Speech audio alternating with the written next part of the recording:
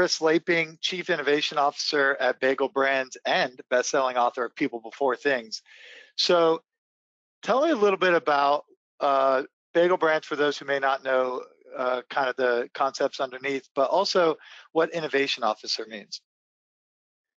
So we're 4 brands, and one of the brands is a national brand, Einstein Brothers Bagels. I think that's the one that people tend to know most.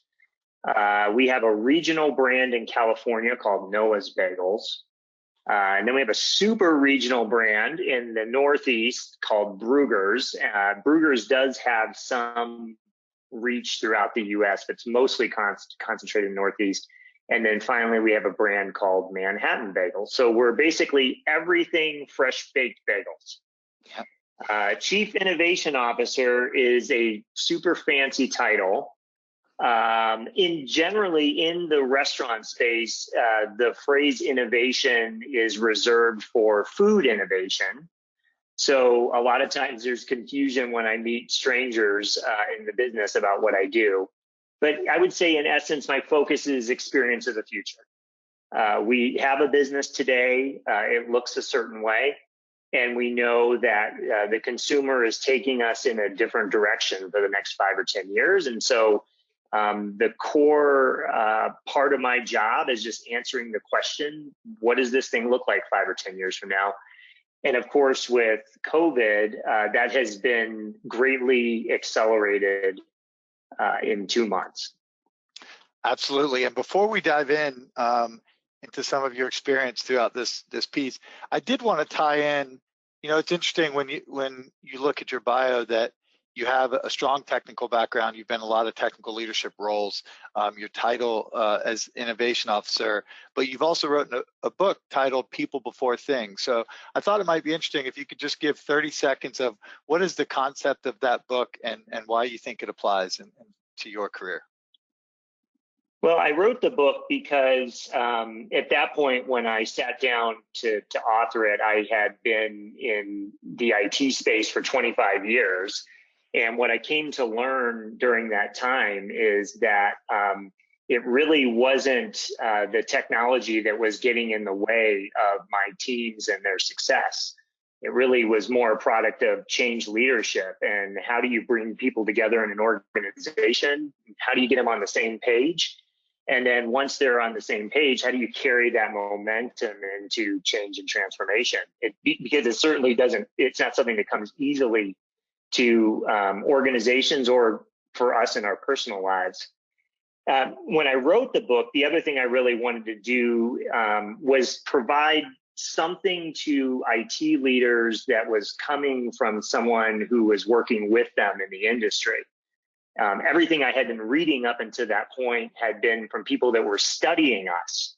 And so we were like lab rats running around doing these things in these controlled experiments, and people were writing books. But every time I read a book, I had a hard time finding my story in those stories. So I wanted a book that was full of storytelling. I wanted it to be fun. I wanted it to be an easy read. But I really wanted it to get to the essence of the work we have to do in day-to-day as IT leaders, which is, again, we have a very unique position in our organizations where we get to bring people from multiple functions together. And how do we leverage that platform of bringing people together to do something really, really special? And so that was the goal of the book. And, you know, truth be told, I needed a break when I went to go write it. I didn't know what to expect from it. I wasn't sure if it would sell or not. I was fine that it didn't. And it just ended up leading me on a 3-year journey where I was really fortunate to meet thousands and thousands of IT leaders across the country. Absolutely. And for those in the audience who may not know, Chris and I will be talking on Friday about change leadership in crisis, which is obviously something he's passionate about. I'm extremely knowledgeable on, so I'm super excited about that. But diving into today's topic, so we teed it up with innovation, and you know we've been talking today about kind of the different strategic aspects of dealing with crisis and the different phases of it. And so I know you have a great story that I'd like to share with the audience today around how you've been able to utilize customer information, buying behaviors, direct feedback, just general intelligence around your customer base to effectively innovate and develop an entirely new channel in a short amount of time. So I'd love to hear that story. Well, I mean, I think life in its best story is when we combine hard work with good luck. And we actually had some good luck. We had been doing work with you guys back in September.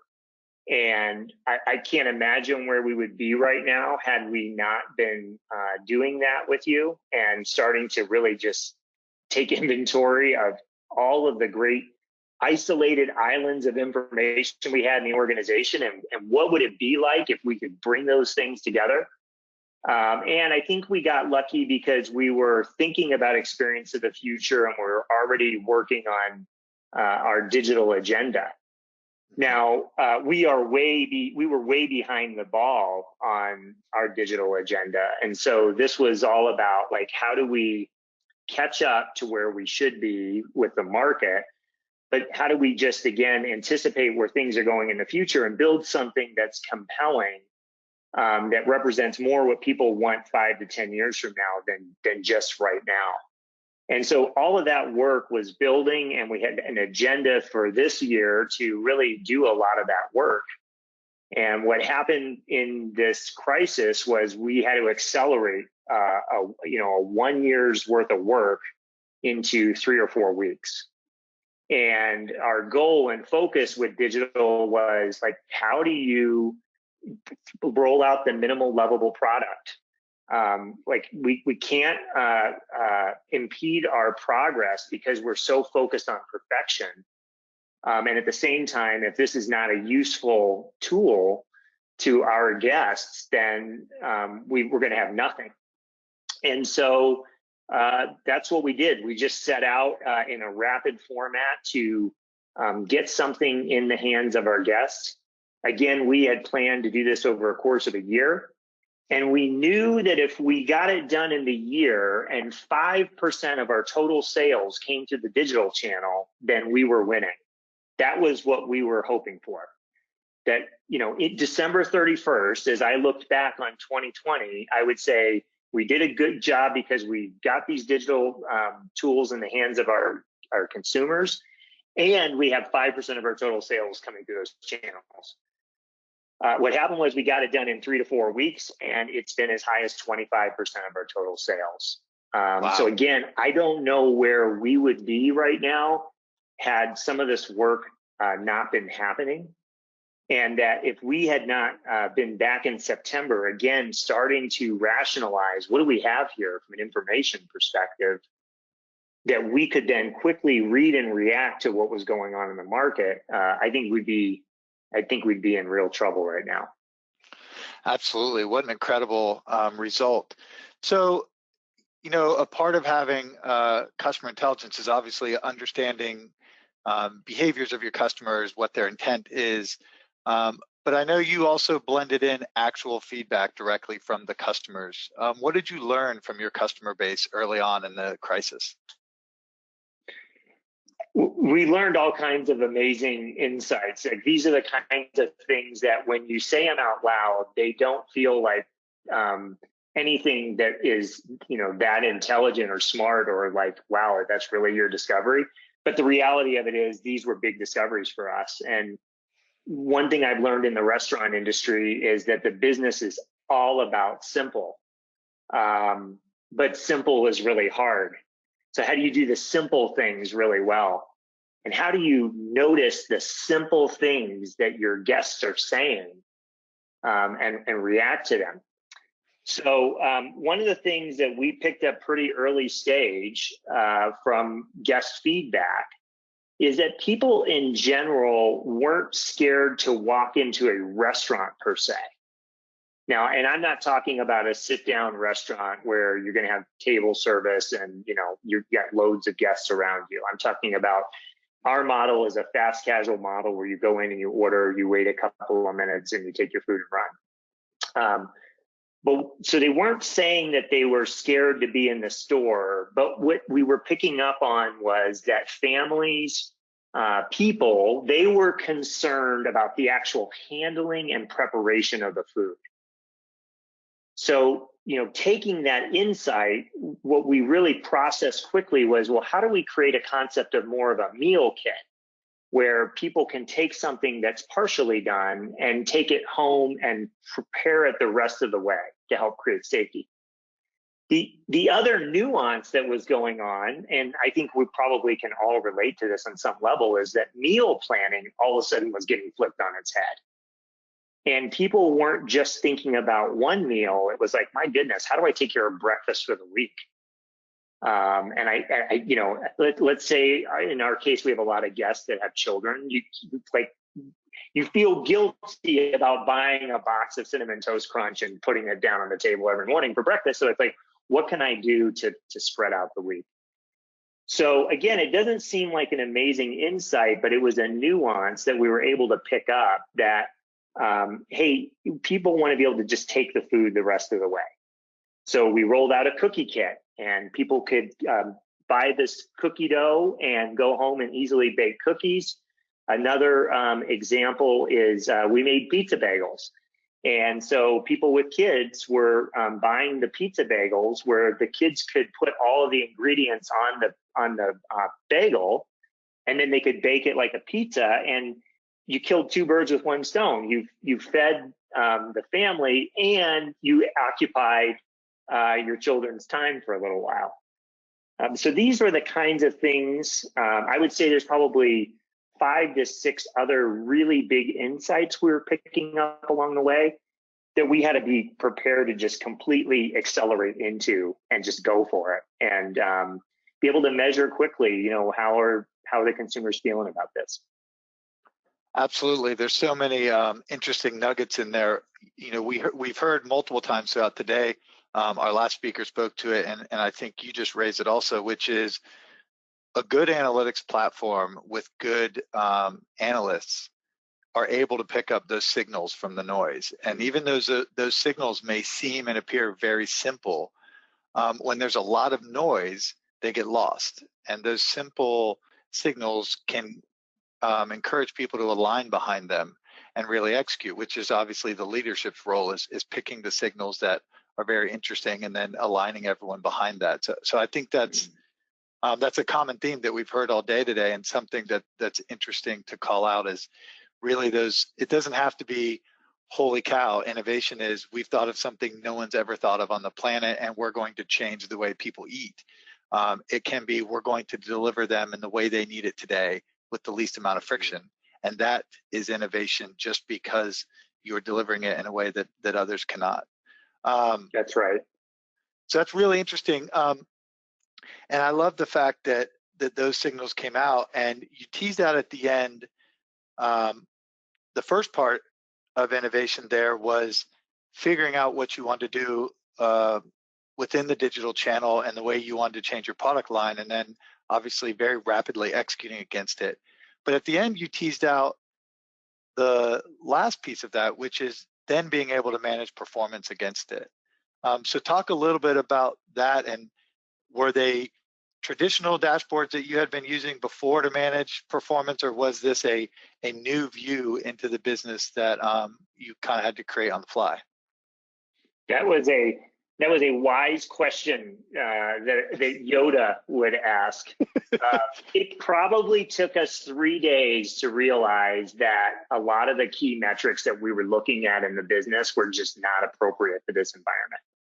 If I give like one simple example of that, if you think about retail, one of the metrics that everybody hangs their hat on is year-over-year sales performance.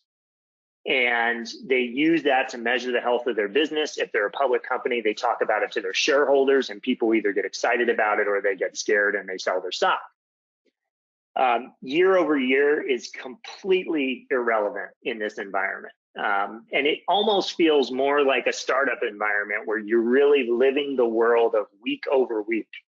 What happened this week compared to last week? Are we showing growth and progress? all the way to, okay, we have a special initiative around meal kits. How do we measure the success of these meal kits?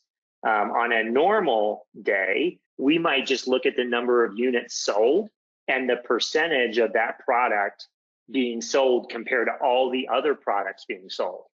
And that in the in the retail world, that's called mix. And if the mix doesn't show significant interest around a product, if people aren't buying it as much percentually, you walk away from it.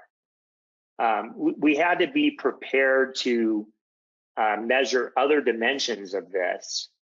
Because again, if you think about the concept of a meal kit or bulk bagels, right? You buy your bagels for the week.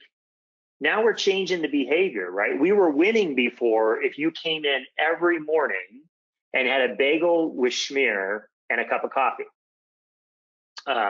which you may not have been like winning in the waistline, but we would have been winning and if you were showing up every day.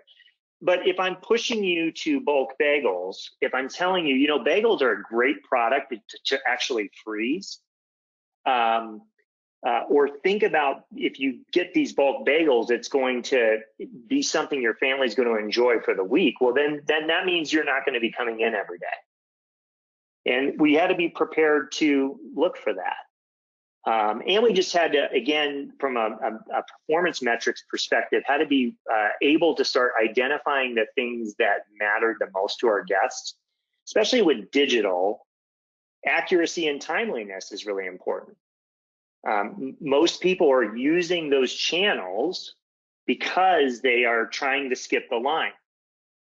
So when you order your food and you're going to pick it up, you expect when you walk in that it's there. And by the way, you expect that it's accurate, that what you ordered is in the bag. Then you layer on top of that, well, there's a contactless component to this now. And people want to touch as few things as possible when they're in the store. And so how do you measure that? How do you measure that you're winning in that area? And these were all of the questions that we had to work through, and we still are working through and still trying to make sense of. Again, simple is hard. Our business is extremely simple, but in many ways, picking up the patterns and the overall messages of consumers is hard. And for us, we could not during this time carry the mindset that the traditional metrics were going to help us pick up those signals. And in fact, they were going to create a bunch of noise. And we could look at things like even customer service metrics, the surveys that people fill out. And for whatever reason, during the crisis, that reasons I can't really explain, our guests are giving us like 10-point better scores.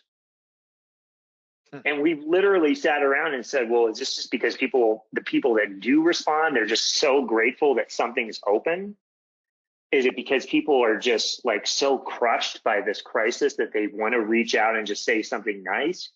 But when your scores go up that much, that traditional metric of looking at them, you have to really evaluate, am I getting a good read? Are the consumers really overwhelmingly happy?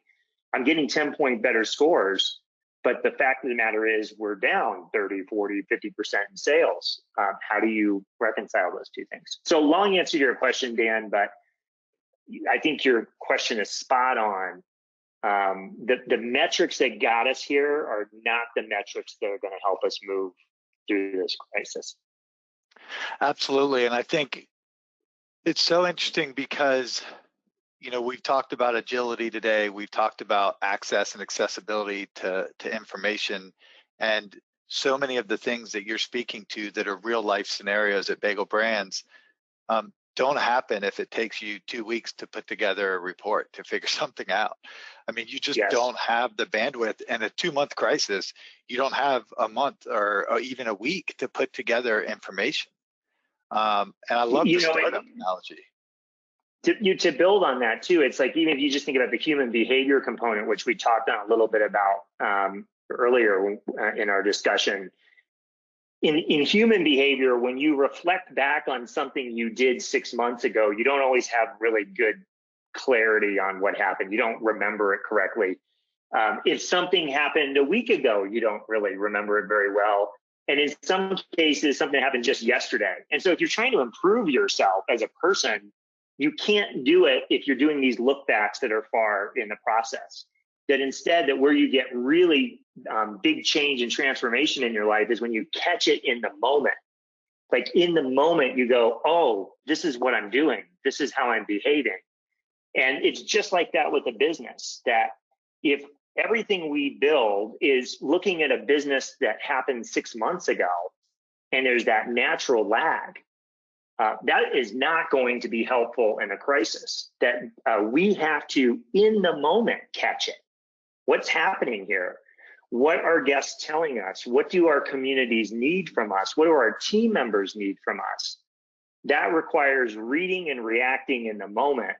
And a lot of our businesses are just not wired to do that. I know our business is still not wired to do that fully, but it's something that I think we aspire to. Absolutely. Well, Chris, I always enjoy our conversations. They always seem to go faster than I expected them to. And there's so many more topics I'd love to get into.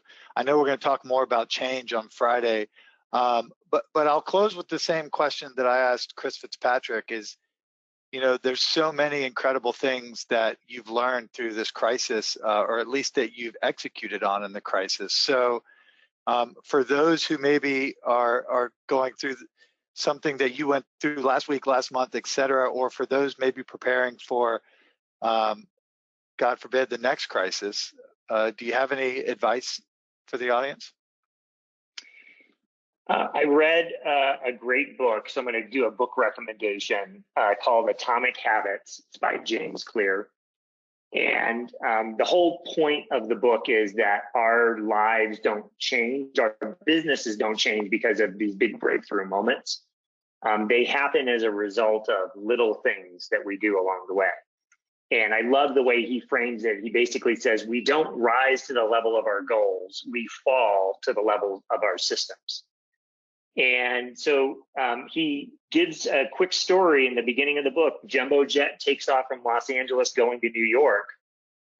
It takes a slight turn to the south, 3.5-degree turn, which is basically 7 feet. And if you were on a jumbo jet, you would never feel the 7-foot turn. And that one turn, instead of landing in New York City, you land in Washington, D.C. And the point of this story is it's all about trajectory. And trajectory can dramatically change with the smallest tweak. So I think the piece of advice I would give, especially if I were giving it to myself back in June or July before we started doing work with you, the advice I would have given to myself would be just jump in. The small things matter. Start building these conversations with the teams around information that matters and information that doesn't, and just start building stuff. And making those incremental improvements along the way could make a huge difference later. Fantastic advice. We've got innovation, human behavior, small tweaks to drive. On Friday, we'll be talking results. about psychology. Yeah. Well, thanks so much, Chris. I really appreciate your time, and I look forward to talking to you soon.